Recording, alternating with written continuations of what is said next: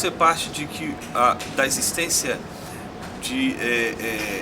da verdade, por exemplo, você vai partir de um pressuposto que admite que algo não pode ser e não ser ao mesmo tempo. Ele não pode, por exemplo, ser verdadeiro e falso ao mesmo tempo.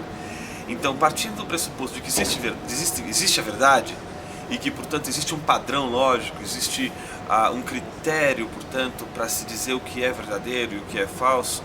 Então, nesse sentido, é claro que a gente vai se deparar com cosmovisões que são verdadeiras, cosmovisões que são falsas. Mas o interessante aqui é ser um pouquinho mais cuidadoso quando se diz uma cosmovisão verdadeira ou uma cosmovisão falsa. O que se quer dizer com isso? Que uma cosmovisão que é falsa, ela não tem absolutamente nada de verdadeiro? Então vamos com calma. Vamos pensar que uma cosmovisão, em primeiro lugar, é um conjunto de crenças.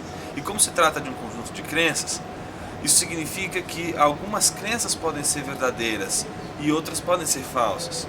Então, quando a gente diz que existem cosmovisões que são falsas nesse sentido, não é que não exista nada de verdadeiro, mas é que nessas cosmovisões existem um conjunto de crenças em que pelo menos uma parte dessas crenças são falsas. E pensando exatamente num contexto onde existe um conflito de cosmovisões, obviamente vai existir uma situação, num grau de discussão, em que uma cosmovisão vai ser verdadeira e todas as demais estarão erradas, ou seriam falsas. Mas isso não significa que cada uma dessas cosmovisões, tudo que elas digam sejam falsas. Mas elas podem dizer até uma boa parte do que dizem e ser verdadeiro, mas uma outra parte ela é falsa. E isso faz com que haja um contraponto fundamental. E por isso eu estou sendo bem claro em termos de cosmovisão, uma vez que entendo que a cosmovisão cristã ela diz respeito a uma verdade sobre o universo, sobre tudo à nossa volta. E, enfim, eu penso mais ou menos como C.S. Lewis nesse ponto.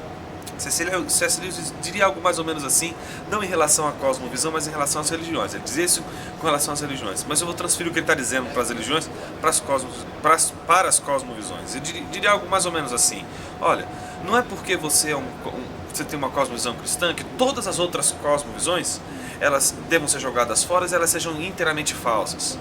Não.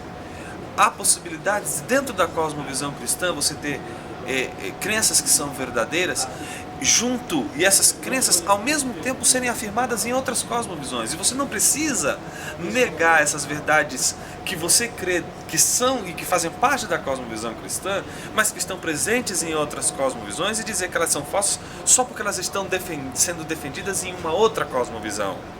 Não, o C.S. Lewis é bem claro quanto assim. Não é porque uma verdade ela está sendo dita em um contexto de uma outra cosmovisão que ela deixa de ser verdadeira. O que ele vai dizer com muita clareza é: em todos os momentos em que o cristianismo disser uma crença e essa crença for numa direção e todas as outras crenças forem numa direção contrária, seja o cristianismo verdadeiro e todas as outras falsas. Então, nesse sentido, principalmente quando se fala daquele contexto em que uma cosmovisão como a cristã fala do Deus Criador do universo, obviamente ela não está dizendo que este Deus é outro senão Deus Trinitário. E isso faz com que a Trindade, o conceito trinitário, seja algo peculiar do cristianismo. E nesse aspecto, por exemplo, na definição do ser de Deus, que é a verdade máxima da cosmovisão cristã, ela tem essa única verdade, porque só o cristianismo afirma isso.